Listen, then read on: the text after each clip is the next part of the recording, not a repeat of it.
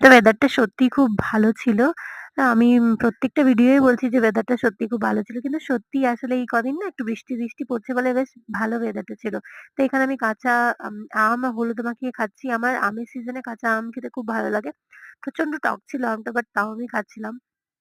তো বললাম যেহেতু যে ওয়েদার ভালো তাই বাইরে একটু বসে হাওয়া খাচ্ছিলাম। ঠান্ডা, ঠান্ডা হাওয়া। ওখানে মেয়েও দাঁড়িয়ে আছে। তো ও একটা কাগজের নৌকো বানিয়ে জলের মধ্যে ভাসাচ্ছিল। বৃষ্টির জল পেরোচ্ছিল তো।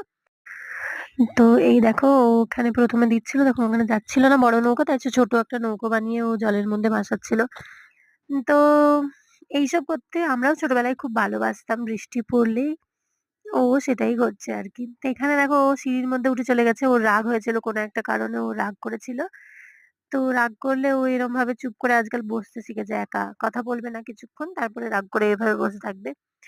যাই হোক রাগ-টাগ মিটিয়ে গেছিল খানিকক্ষণ পরেই আরকি।